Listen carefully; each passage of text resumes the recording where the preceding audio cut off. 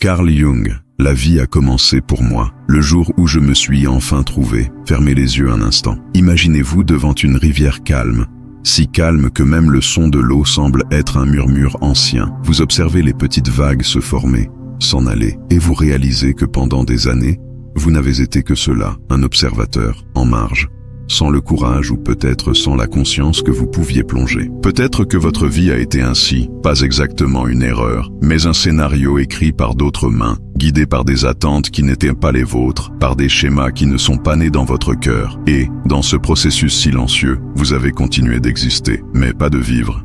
Il y a un instant, parfois imperceptible, où quelque chose en nous commence à s'agiter. C'est comme le premier rayon de lumière qui traverse l'aube, discret, mais impossible à ignorer. Bruce Lipton nous rappelle qu'au fond, nous portons des croyances enfouies si profondément que nous ne réalisons même pas que ce sont elles qui choisissent pour nous. Des croyances qui façonnent notre manière de réagir, d'aimer, de nous protéger et même de tomber malade. C'est comme vivre en interprétant un personnage si convaincant que nous oublions que nous ne sommes pas lui. Et plus nous l'interprétons, plus notre véritable essence devient un écho lointain. Neville Goddard dirait que la transformation commence lorsque nous osons assumer intérieurement qui nous sommes vraiment, avant même que le monde ne le reconnaisse. C'est un acte silencieux, mais révolutionnaire. Revêtir la peau de sa véritable identité sur le plan invisible. Cependant, beaucoup d'entre nous cherchent cette découverte par le chemin inverse. Nous voyageons. Nous accumulons des histoires, nous changeons de ville, nous changeons de profession. Mais, à l'intérieur, nous continuons d'habiter la même prison de toujours. C'est comme essayer de trouver un horizon en ne changeant que le décor, mais en gardant le même regard. Et il y a un danger subtil dans ce processus. Celui de porter tant de masques pendant si longtemps qu'à un certain moment, nous oublions le visage qui se trouve en dessous. Il ne s'agit pas seulement d'oublier qui nous sommes, il s'agit de ne plus reconnaître notre propre voix lorsqu'elle essaie de parler. Il s'agit de sentir que quelque chose ne va pas, mais de ne pas savoir où chercher. Peut-être connaissez-vous cette sensation, être entouré de gens, d'engagements, d'obligations, et en même temps, se sentir invisible même à ses propres yeux. Ceci est le point de départ. C'est l'instant où la vie cesse d'être une simple survie et commence à murmurer qu'elle peut être une expression. C'est l'invitation silencieuse qui arrive avant le grand changement. Cesser de vivre comme un reflet et commencer à vivre comme une source. Aujourd'hui, nous cheminerons ensemble sur ce territoire intime, où la science et l'âme se rencontrent, où Jung, Lipton et Goddard se croisent, pour nous montrer que la vraie vie commence lorsque nous nous trouvons enfin à l'intérieur. 1. L'exil intérieur que peu de gens perçoivent. Il existe une prison sans barreaux, sans murs, et qui pourtant maintient des millions de personnes prisonnières pendant des décennies. Elle est silencieuse, invisible, et souvent assez confortable pour que personne ne remette en question son existence. Cet exil n'est pas géographique, il est intérieur. Il commence par de petites concessions. Adapter nos rêves pour qu'ils correspondent aux attentes de la famille, taire nos opinions pour éviter les conflits, suivre des chemins qui ne sont pas nés de notre désir, mais de la convenance sociale. Et lorsque nous nous en rendons compte, nous vivons dans une maison qui n'est pas la nôtre. Nous dormons dans un lit que nous n'avons pas choisi et nous racontons des histoires qui ne nous appartiennent pas. Cette déconnexion n'est pas seulement émotionnelle, elle est biologique. Bruce Lipton explique que le corps entier répond à l'état interne. Lorsque nous vivons en dissonance avec notre essence, les cellules, les hormones et des systèmes entiers s'organisent pour soutenir cette illusion. C'est comme si le corps était obligé de jouer chaque jour dans une pièce à laquelle il ne croit pas, dépensant une énergie vitale pour maintenir debout un personnage qui n'a jamais demandé à exister. Et cette énergie volée à l'être authentique ne disparaît pas sans laisser de traces. Fatigue, maladie récurrente, anxiété persistante, une lassitude qui n'est pas seulement physique, mais existentielle. Peut-être cette image vous parle-t-elle. Habité pendant des décennies dans une maison empruntée, les murs ont des tableaux que vous n'avez pas choisis. L'odeur n'est pas la vôtre. La vue de la fenêtre n'a jamais touché votre cœur. Vous apprenez à cohabiter, à décorer d'une manière qui dissimule l'étrangeté, mais au fond, vous savez que ce n'est pas votre foyer. C'est ainsi que l'on vit sous des identités imposées, une location permanente de sa propre vie. Il y a un poids émotionnel dans cet état, mais il y a aussi un silence dangereux, le silence de celui qui ne questionne jamais, de celui qui s'habitue. Et pourtant, quelque part, il y a un appel. Il peut se présenter sous la forme d'un malaise vague, d'un rêve récurrent, d'une sensation inexplicable qu'il manque quelque chose, même lorsque tout semble aller bien. Cet appel, c'est l'âme qui frappe à la porte en disant « Je suis toujours là ». Et peut-être que la question qui résonne est « Si tout ce que vous croyez être n'a été qu'appris, que reste-t-il lorsque ces croyances s'effondrent » 2. La révélation qui exige du courage. Il y a des moments dans la vie où il n'est plus possible de garder les lumières éteintes. Quelque chose à l'intérieur commence à demander de la clarté, comme si le cœur exigeait de voir, même si voir fait mal. Carl Jung appelait cela la confrontation avec l'ombre, la rencontre inévitable avec les parties de nous que nous nions, réprimons ou cachons derrière des discours et des masques. C'est une plongée qui fait peur car l'ombre n'est pas seulement ce que nous n'aimons pas, mais aussi ce que nous ne savons pas exister. Elle recèle des douleurs anciennes, des croyances héritées, des peurs qui ne sont pas les nôtres, mais que nous vivons comme des vérités absolues. Bruce Lipton nous rappelle que tant que ces croyances ne sont pas observées, elles fonctionnent comme des ordres automatiques pour le corps et pour la réalité. Ce sont des commandes silencieuses qui façonnent tout, des décisions les plus simples aux grandes orientations de la vie. C'est comme si, chaque jour, un scénario préécrit était remis à notre esprit au réveil.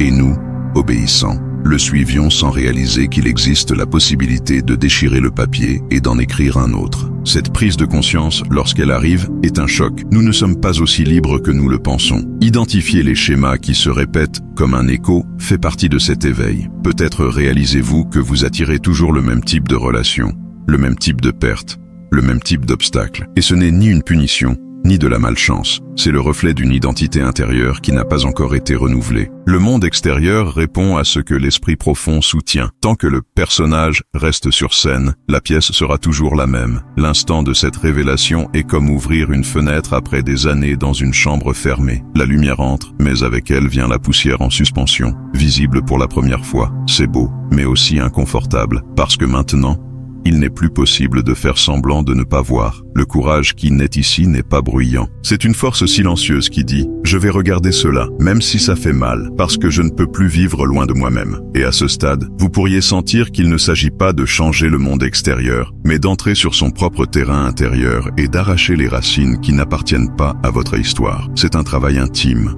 lent, mais c'est aussi la seule façon de faire de la place pour que quelque chose de nouveau puisse s'épanouir. 3. Le paradoxe de se perdre pour se trouver. Il y a un moment dans le voyage où nous réalisons que la quête ne consiste pas à ajouter plus, mais à enlever l'excès. Et cette prise de conscience est déconcertante, car nous avons été entraînés à croire que se trouver signifie accumuler des expériences, des réussites, des titres et des histoires. Mais en réalité, c'est le contraire. Il s'agit de retirer les couches, une par une, jusqu'à ce qu'il ne reste que l'essentiel. C'est comme si nous sculptions notre propre âme, non pas en la façonnant avec de l'argile nouvelle, mais en enlevant ce qui empêche l'œuvre de se révéler. Neville Goddard disait que la véritable transformation commence lorsque nous parvenons à nous imaginer vivant la vie qui exprime notre essence, avant même toute preuve extérieure. C'est un acte de foi silencieuse, qui exige de fermer les yeux sur le monde que nous connaissons et d'ouvrir les yeux intérieurs sur un monde qui n'existe pas encore, mais qui est déjà réel au plus profond de nous. C'est dans cet espace que le paradoxe se manifeste.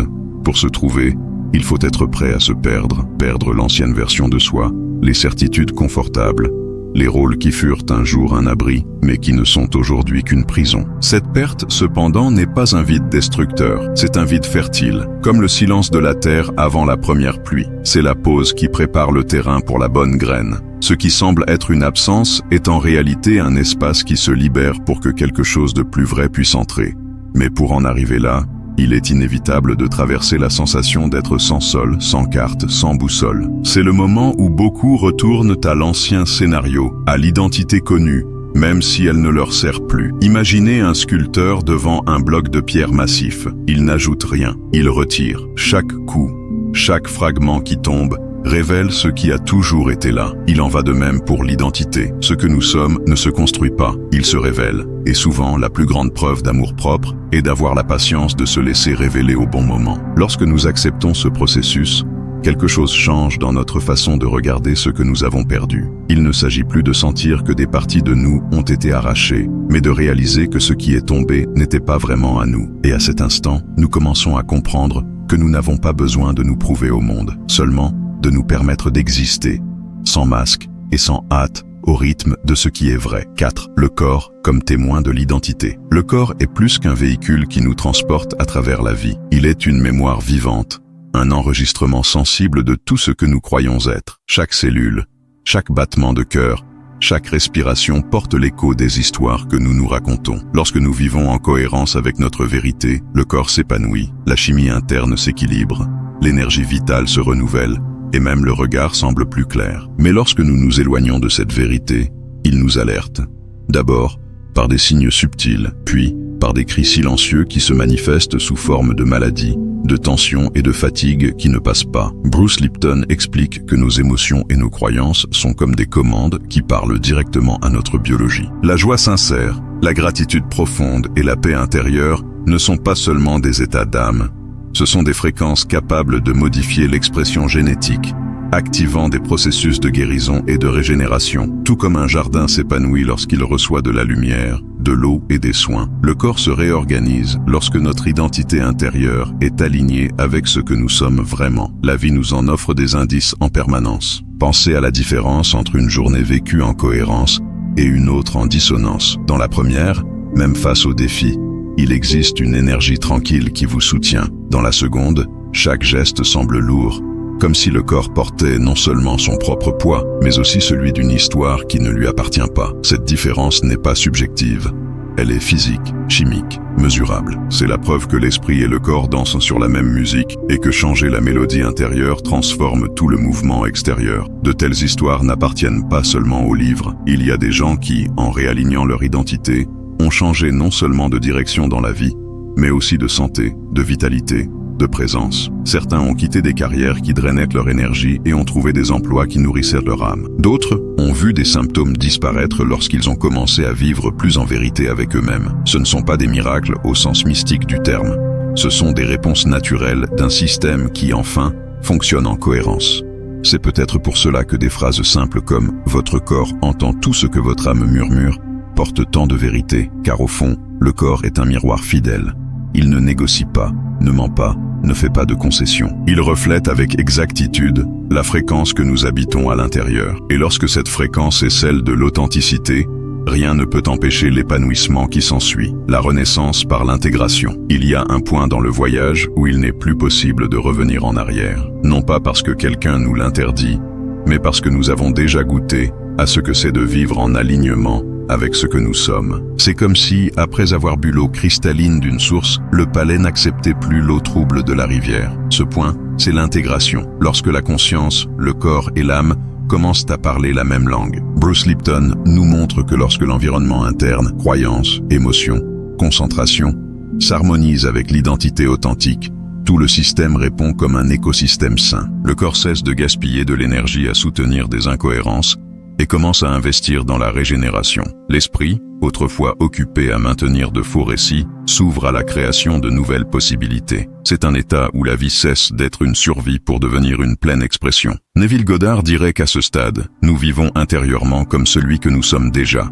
jusqu'à ce que le monde n'ait d'autre choix que de refléter cette réalité. Il ne s'agit pas d'attendre que les circonstances confirment qui nous sommes, mais de vivre si enracinés dans notre vérité que la réalité extérieure est obligée de se réorganiser pour suivre. C'est une manière de vivre silencieuse, mais ferme, qui se passe de preuves et d'approbation. Cette renaissance n'est pas bruyante, elle ne se produit pas avec des feux d'artifice ni des applaudissements. Elle se manifeste dans les petits gestes, dans le calme face aux défis, dans la clarté qui guide les décisions, dans la manière dont nous commençons à nous regarder et à regarder les autres. C'est le moment où nous réalisons que nous n'avons plus besoin de nous battre pour être. Il suffit d'être. Cesser d'être le reflet fragmenté des attentes extérieures et assumer la paternité de son propre récit est un acte de liberté qu'aucune puissance extérieure ne peut retirer. C'est un retour à la source, au lieu où tout commence et tout se renouvelle. Se trouver, c'est comme trouver la source originelle d'une rivière. À partir de là, tout s'écoule avec plus de clarté, plus de force et plus de direction. Et peut-être que la grande question qui reste en suspens est: si aujourd'hui vous pouviez boire de cette eau pure de votre propre essence, qu'est-ce qui dans votre vie commencerait à s'écouler différemment? Peut-être la réponse est-elle déjà là, dans le silence entre une pensée et une autre, n'attendant que le bon moment pour être entendue.